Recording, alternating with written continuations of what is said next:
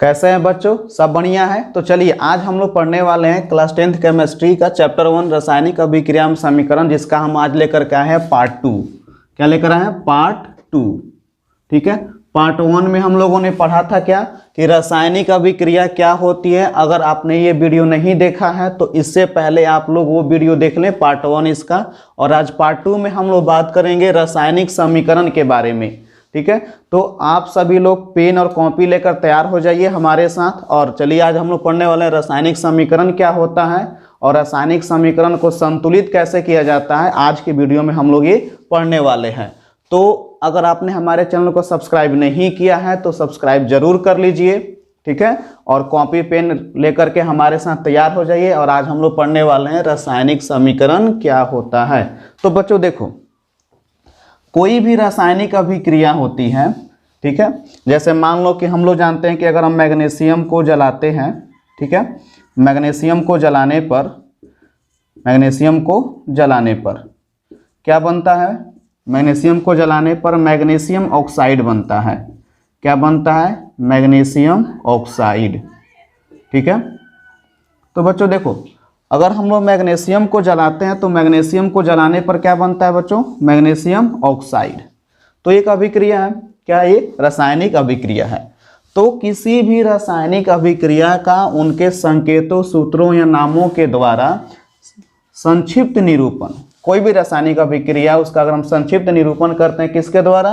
रासायनिक संकेत या रासायनिक सूत्र या रासायनिक नामों के द्वारा, तो उसको हम लोग बोलते हैं रासायनिक समीकरण। क्या बोलते हैं बच्चों? रासायनिक समीकरण।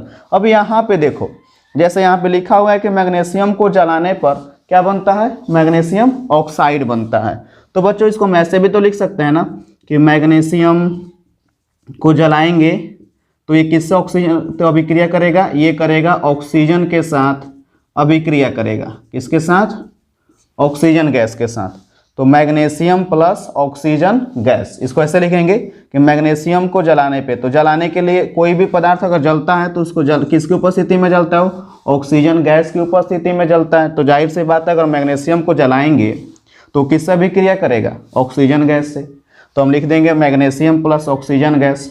और जब ये जलता है तो जलने के बाद क्या बनता है बच्चों? Magnesium oxide. क्या बनता है? Magnesium oxide. ठीक है, क्या बनता है? Magnesium oxide. इसको हम ऐसे भी तो लिख सकते हैं कि मैग्नीशियम का संकेत क्या होता है? Mg। ऑक्सीजन गैस को क्या लिखते हैं हम लोग? O2। दोनों रिएक्शन करा तो दोनों रिएक्शन करके क्या बनाया? Magnesium oxide. क्या बनाया? Magnesium oxide. मैग्नीशियम ऑक्साइड का सूत्र क्या होगा? MgO। कैसे होगा MgO? देखो, मैग्नीशियम पे चार्ज कितना होता है? 2+, और ऑक्सीजन पे चार्ज कितना होता है? 2-। दोनों क्या हो जाएगा? कैंसिल। क्या बना देगा? MgO। क्या बना? MgO। तो बच्चों देखो, यहाँ पे इस अभिक्रिया का जो संक्षिप्त निरूपण है ये है। या तो हम इस तरीके से लिख सकते हैं या तो हम इस तरीके से लिख सकते हैं। अगर हम इस तरीके से लिखते हैं जहाँ पे हम उसके रासायनिक नाम को लिए हैं, यहाँ पे क्या लिया गया है? रासायनिक नाम। तो अगर किसी अभिक्रिया को उसके रासायनिक नामों के द्वारा हम लोग रिप्रेजेंट करते हैं तो बच्चों इसको हम लोग बोलते हैं शब्द समीकरण। क्या बोलते हैं इसको? शब्द समीकरण। याद रखना, अगर हम किसी अभिक्रिया को उसमें जो भी पदार्थें सम्मिलित हो रही है, जो भी पदार्थ अभिक्रिया कर रही है और जिन पदार्थों का निर्माण हो रहा है उनके रासायनिक नामों के द्वारा दिखाते हैं तो उसको हम लोग बोलते हैं शब्द समीकरण। क्या बोलते हैं? शब्द समीकरण। कोई अगर डाउट हो तो कमेंट में लिखिए, हम लोग उसका रिप्लाई जरूर करेंगे। ठीक है, अगर कोई डाउट होता है तो। और वीडियो अच्छा लगे तो लाइक करना। ठीक है, देखिए, और यहाँ पे क्या है? यहाँ पे हम मैग्नीशियम का ये संकेत होता है, ये ऑक्सीजन गैस को का, और यहाँ पे मैग्नीशियम ऑक्साइड का रासायनिक सूत्र है।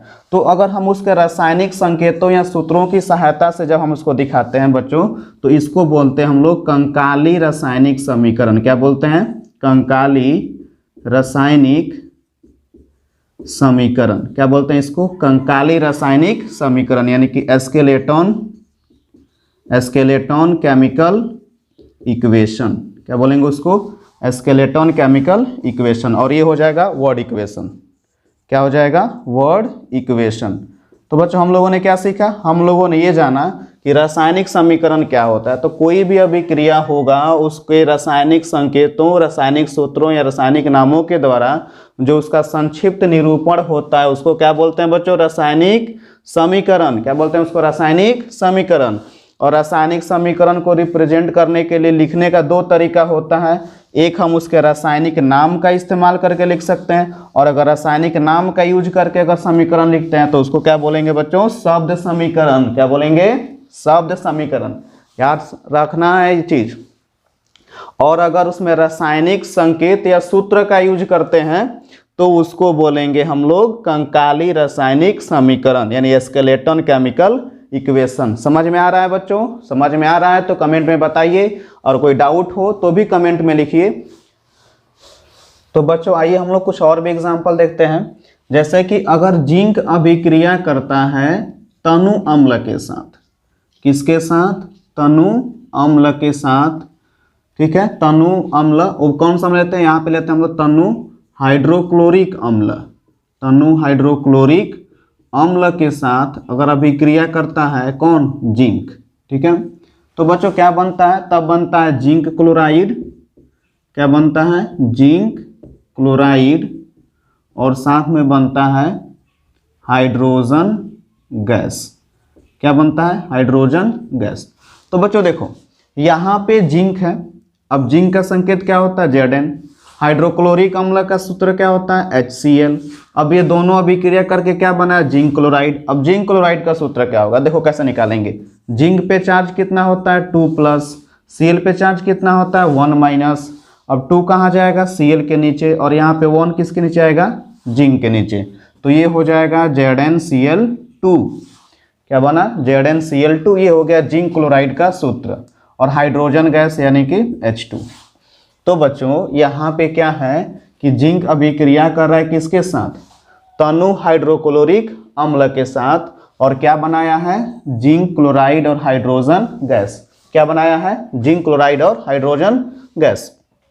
तो बच्चों ध्यान से देखो, यहाँ पे हम लोग इसमें इस जो अभिक्रिया को दिखाए हैं यहाँ पे, वो उसके रासायनिक नाम का यूज किया। इसमें क्या किया, रासायनिक नाम का। तो ये क्या होगा बच्चों, तो ये है शब्द समीकरण। ये क्या है, शब्द समीकरण। ये क्या है, शब्द समीकरण। और यहाँ पे हम रासायनिक संकेत और सूत्र का यूज किया है, तो ये बच्चों क्या हो जाएगा, ये हो जाएगा कंकाली रासायनिक समीकरण। क्या होगा, कंकाली रासायनिक समीकरण। क्या होगा ये बच्चों, बताओ तो, कंकाली रासायनिक समीकरण। तो अब क्लियर है कि रासायनिक समीकरण क्या होता है। कोई भी अभिक्रिया है उसको रासायनिक नाम के द्वारा, ठीक है, उसमें जो भी पदार्थ अभिक्रिया कर रही है, जिन पदार्थों का निर्माण हो रहा है उनके रासायनिक नाम से दिखा दो, या तो क्या कर सकते हैं हम उनके रासायनिक संकेत और सूत्रों का इस्तेमाल करके अगर हम उसको दिखाते हैं तो इसको हम लोग बोलते हैं रासायनिक समीकरण। और इसको लिखने का दो तरीका, एक शब्द समीकरण हो सकता है और एक क्या लिख सकते हैं हम लोग, कंकाली रासायनिक समीकरण। ज्यादातर यही यूज किया जाता है, इसका यूज बहुत कम होता है। ज्यादातर जगह पे हम लोग क्या लिखेंगे, कंकाली रासायनिक समीकरण यानी कि स्केलेटन केमिकल इक्वेशन का यूज करेंगे। ठीक है बच्चों, समझ में आया, इसको नोट कीजिए। आइए बच्चों अब हम लोग देखते हैं कि किसी रासायनिक समीकरण को, कोई भी एक रासायनिक समीकरण है, ठीक है, तो किसी भी रासायनिक समीकरण को और ज़्यादा इंफॉर्मेटिव बनाना है तो कैसे बनाएंगे। तो हम रासायनिक समीकरण में क्या कर सकते हैं कि पदार्थों की जो अवस्था होती है, पदार्थों की अवस्था, उसको अगर लिखते हैं ना तो हमारा रासायनिक समीकरण क्या होता है, और ज़्यादा इंफॉर्मेटिव हो जाता है। जैसे देखो बच्चों, जैसे मान लो कि हम लोग पता है कि हाइड्रोजन जो है ऑक्सीजन से अभिक्रिया करके क्या बनाता है, बताओ तो बच्चों, ये बनाता है जल।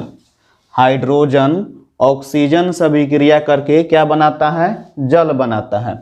तो बच्चों यहाँ पे है कि हाइड्रोजन किस अवस्था में होता है, गैसीय अवस्था में। तो देखो अगर रासायनिक समीकरण को और ज़्यादा इंफॉर्मेटिव बनाना है तो हम लोग को अवस्था लिखनी होती है, पदार्थों की अवस्था। अब देखो अगर पदार्थ द्रव अवस्था में है तो उसके लिए क्या लिखेंगे हम लोग, L। अगर पदार्थ गैसीय अवस्था में है, किस अवस्था में, गैसीय अवस्था में है, तो वहाँ पे हम लोग किसका क्या लिखेंगे, G। अगर पदार्थ ठोस अवस्था में है तो ठोस के लिए क्या लिखेंगे, S सॉलिड। और अगर पदार्थ, ठीक है, जल के साथ अगर उसका विलयन है, यानी कि जल में विलय है, क्या है, जल में विलय, जल में घुला हुआ है, तो वहाँ पे हम लिखेंगे एक्यू यानी कि एक्वस। तो जैसे हाइड्रोजन है गैसीय अवस्था में होता है, ऑक्सीजन भी किस अवस्था में होता है, गैसीय अवस्था में होता है। दोनों अभिक्रिया करके जल बनाते हैं, और जल किस अवस्था में होता है, द्रव अवस्था में। तो यहाँ पे क्या लिखेंगे बच्चों, एल लिखेंगे। यहाँ पे क्या लिखेंगे, एल। चलिए इसको नोट कीजिए। चलिए आइए दूसरा एग्जाम्पल देखते हैं। जैसे मीथेन गैस को जब हम जलाएंगे, ठीक है, ये कौन सा गैस है, मीथेन। मीथेन गैस कहाँ होता है बच्चों, किसी को पता है तो कमेंट बॉक्स में बताइए, ऐसा मैं बता दे रहा हूँ। चलिए छोड़िए, मीथेन गैस जनरली बायोगैस में पाया जाता है, ठीक है। अब बायोगैस क्या होता है, कमेंट बॉक्स में लिख करके बताइए आपको, अगर आपको पता है तो। देखिए मीथेन है, अब मीथेन को अगर हम जलाते हैं यानी कि ऑक्सीजन से अभिक्रिया करेगा तो क्या बनता है, तो जनरली अगर हाइड्रोकार्बन को जलाया जाता है तो कार्बन डाइऑक्साइड गैस बनता है, और साथ में क्या बनता है, जल बनता है, और साथ में क्या उत्पन्न होता है, ऊष्मा। क्या उत्पन्न होता है, ऊष्मा। अब देखो ध्यान से बच्चों, यहाँ पे मीथेन जो है ये किस अवस्था में रहता है, गैसीय अवस्था में। ऑक्सीजन भी किस अवस्था में रहता है, गैसीय अवस्था में। अब मीथेन को जब जलाएंगे, ऑक्सीजन गैस की उपस्थिति में जब जलेगा तो ये ऑक्सीजन से अभिक्रिया करेगा और बनाएगा कार्बन डाइऑक्साइड गैस। तो गैस के लिए क्या लिखेंगे हम लोग, जी। साथ में बनेगा जल, और जल के लिए क्या लिखेंगे हम लोग, एल, यानी कि लिक्विड अवस्था में होगा। और साथ में क्या निकलेगा, इसमें से ऊष्मा निकलता है, यानी कि ये क्या होता है, इसका इंग्लिश हीट। ठीक है बच्चों, समझ में आया। चलिए इसको भी नोट कीजिए। तो हम लोग बोल सकते हैं बच्चों कि जब भी किसी रासायनिक समीकरण को और ज़्यादा इंफॉर्मेटिव बनाना हो तो वहाँ पे क्या लिखना चाहिए, पदार्थों की अवस्था। क्या लिखना चाहिए, पदार्थों की अवस्था। और पदार्थों की अवस्था क्या लिखेंगे, अगर द्रव होगा तो लिक्विड, गैसीय अवस्था होगा तो जी, ठोस होगा तो सॉलिड, और जल में विलय होगा तो क्या लिखेंगे बच्चों, एक्यू यानी कि एक्वस। एक्वस कहाँ पे आ सकता है, देखो जैसे मान लेते हैं कि अगर अम्ल, जनरली अम्ल तभी होता है, मतलब कहने का मतलब ये है कि अम्ल का व्यवहार अम्लों के जैसा तब होता है जब वो जल में क्या होता है, विलय होता है। तो यहाँ पे जल में विलय होगा, एक्वस लिखेंगे।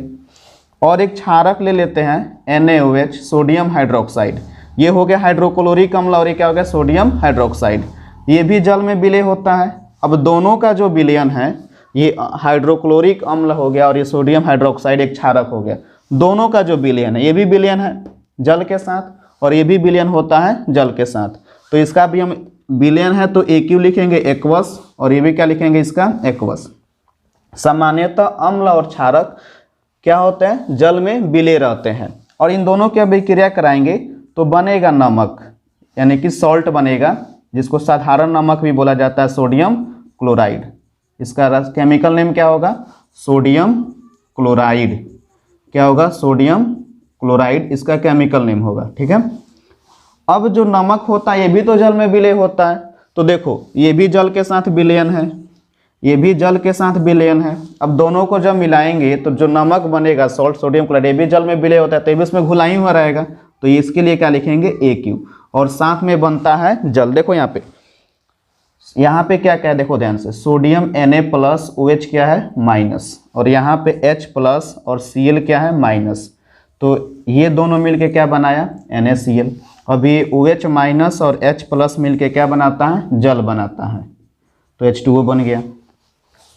अब ये किस अवस्था में होगा, लिक्विड अवस्था में होता है जल। तो बच्चों रासायनिक समीकरण को अगर हम लोगों को बहुत ज़्यादा इंफॉर्मेटिव बनाना होता है तो हम उसमें पदार्थों की अवस्थाएं भी लिखते हैं। क्या लिखते हैं, पदार्थों की अवस्थाएं, कि उस अभिक्रिया में कौन सा पदार्थ किस अवस्था में है। ठीक है। और भी देख लेते हैं हम लोग चाहे तो, इसको आप लोग नोट कीजिए। और भी है, मुझे कमेंट बॉक्स में ऐसे इक्वेशंस लिख के भेजिए जिनमें पदार्थों की अवस्थाएं, और उसमें साथ में बहुत सारे इक्वेशंस लिखिए, और साथ में उनके क्या लिखिए, उसमें पदार्थों की अवस्थाएं भी लिखिए। बहुत सारा इक्वेशंस आप लोग कमेंट बॉक्स में लिखिए जिसमें क्या लिखा हुआ हो, पदार्थों की अवस्थाएं भी लिखा हुआ हो, कि ठोस है, कि द्रव है, कि गैस है। बच्चों अब हम लोग पढ़ने वाले हैं कि रासायनिक समीकरण के प्रकार, यानी टाइप्स ऑफ केमिकल इक्वेशंस। तो देखो बच्चों रासायनिक समीकरण के दो प्रकार होते हैं। कितने प्रकार होते हैं, दो। एक होता है संतुलित रासायनिक समीकरण। क्या होता है, संतुलित रासायनिक समीकरण, जिसको हम बोल सकते हैं बैलेंस्ड केमिकल इक्वेशन। और दूसरा क्या होता है, असंतुलित रासायनिक समीकरण। इसको हम लोग क्या लिखेंगे इंग्लिश में? Unbalanced chemical equation. समझ में आ रहा है बच्चों?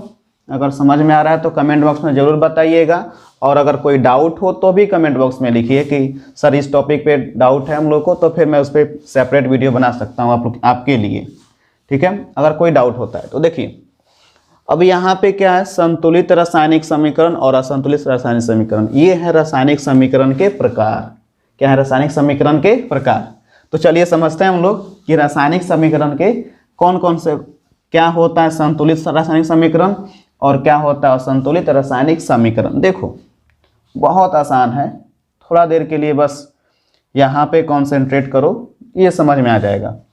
अब देखो यहाँ पे मैं दो समीकरण लिखता हूँ, जैसे कि H2 + O2 H2O, Mg + O2 MgO, और मैं यहाँ पे लिख देता हूँ CaCO3। ठीक है, इसको गर्म किया जाता है तो क्या बनता है? Calcium oxide plus carbon dioxide. मैं एक और इक्वेशन लिखता हूँ HCl + NaCl। क्या बनता है? HCl + NaOH। ठीक है, यानी कि हाइड्रोक्लोरिक अम्ल और सोडियम हाइड्रोक्साइड। क्या बनेगा? NaCl। ठीक है, देखो ध्यान से, NaCl, और ये क्या बनाएगा? H2O। अब बच्चों यहाँ पे हम लोगों को ये जानना है कि संतुलित रासायनिक समीकरण क्या होता है और असंतुलित रासायनिक समीकरण क्या होता है। तो बच्चों मैंने अपने इस चैप्टर का पार्ट 1 में मैंने आप लोगों को बताया था कि रासायनिक समीकरण जो भी लिखते हैं या कोई भी रासायनिक अभिक्रिया होता है उसमें दो हिस्से होते हैं। एक जो एरो के इधर वाला है, इन सबको हम लोग क्या बोलते हैं? इन सबको हम लोग बोलते हैं उत्पाद या प्रतिफल। उत्पाद या प्रतिफल। ठीक है, यानी कि इंग्लिश में इसको क्या बोलेंगे? प्रोडक्ट। ये हो गया प्रोडक्ट्स। और जो इस इधर जो हिस्से हैं, इन सब को हम लोग क्या बोलते हैं? इन सब को हम लोग बोलते हैं अभिकारक। क्या बोलते हैं? अभिकारक या प्रतिकारक। ठीक है, यानी कि रिएक्टेंट। अब देखिए यहाँ पे अब हम लोग समझने की कोशिश करते हैं कि संतुलित रासायनिक समीकरण क्या है और असंतुलित रासायनिक समीकरण क्या है। देखो बच्चों, संतुलित का मतलब ये होता है, संतुलित का मतलब ये होता है कि अभिकारक में परमाणुओं की संख्या उतनी ही होनी चाहिए जितना उत्पाद में। अभिकारक में परमाणुओं की संख्या उतनी ही होनी चाहिए जितना उत्पाद में होता है। और असंतुलित का मतलब अभिकारक में परमाणुओं की जो संख्या होगी वो उत्पाद में परमाणुओं की संख्या से क्या होगा? अलग होगा। क्या होगा? अलग। अब हम लोग को पहचानना है कि इसमें से कौन कौन सा संतुलित समीकरण है और कौन सा असंतुलित समीकरण है। कैसे पहचानेंगे? पहले अभिकारक में देखते हैं। अभिकारक में हाइड्रोजन का कितना परमाणु है? 2 परमाणु। यहाँ पे भी देखो हाइड्रोजन का कितना परमाणु है? 2 ही एटम है। यहाँ पे ऑक्सीजन कितना एटम है? 2 एटम है। और यहाँ पे ऑक्सीजन कितना एटम है बच्चों? देखो तो ध्यान से, 1 ही एटम है। तो अभिकारक में जितने भी परमाणु हैं, जैसे हाइड्रोजन का 2 परमाणु था, उत्पाद में भी हाइड्रोजन का 2 एटम, इधर ऑक्सीजन का 2 एटम, इधर कितना है? 1 ही एटम है। बराबर नहीं है, बराबर नहीं है। तो क्या बच्चों हम लोग जाने हैं अभी कि अगर अभिकारक में परमाणुओं की संख्या उत्पाद में परमाणुओं की संख्या के क्या होता है? बराबर होता है, तो हम लोग उसको बोलते हैं संतुलित रासायनिक समीकरण। और ऐसा नहीं होता है तो क्या बोलेंगे? असंतुलित। तो बताओ ये संतुलित है क्या असंतुलित? ये है असंतुलित रासायनिक समीकरण। क्या है?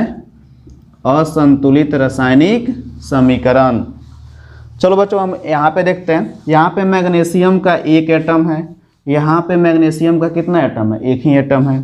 यहाँ पे कितना है? 2, और यहाँ पे कितना है? 1। बराबर नहीं है, तो ये भी क्या हो जाएगा? असंतुलित रासायनिक समीकरण। क्या होगा?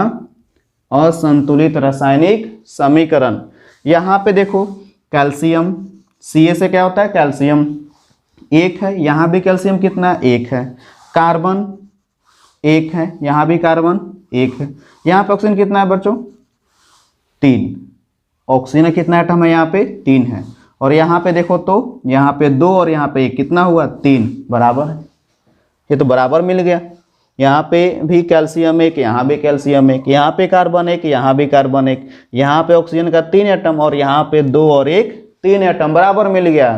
तो ये क्या हो गया संतुलित, क्या हो गया ये संतुलित रासायनिक समीकरण। यहाँ पे देखो हाइड्रोजन का 1 और 1 कितना 2 हो गया भाई, अभिकारक में हाइड्रोजन के 2 एटम है और इधर कितना है 2 ही एटम है। यहाँ पे क्लोरीन का कितना है 1, यहाँ भी क्लोरीन का कितना एटम है 1, यहाँ पे सोडियम का कितना है 1, यहाँ पे सोडियम कितना है 1, ये भी बराबर मिल गया। तो ये क्या हो गया संतुलित रासायनिक समीकरण, ये क्या हो गया संतुलित रासायनिक समीकरण। पहचान सकते हैं आप लोग संतुलित संतुलित। चलिए यहाँ पे हम लिखते हैं, बताओ क्या है संतुलित का संतुलित। जैसे कि जिंक कार्बोनेट को जब गर्म करेंगे तो क्या बनेगा zinc oxide plus carbon dioxide, बताइए क्या है। जिंक का 1 एटम, यहाँ भी 1 एटम, कार्बन का 1, ऑक्सीजन 2 और 1 3, और यहाँ भी 2 और 1 3, बराबर है। तो क्या हो जाएगा ये संतुलित, क्या हो जाएगा संतुलित। चलिए और बताइए, जैसे ये हो गया Al2 प्लस नहीं सॉरी यहाँ पे क्या होगा, जैसे Al प्लस O2 तो क्या बनेगा Al2O3। बताइए एल्युमिनियम का कितना एटम 1 एटम, और यहाँ पे कितना बताइए, यहाँ पे कितना है 2, ऑक्सीजन का 2 और यहाँ पे ऑक्सीजन कितना है 3, बराबर नहीं आया।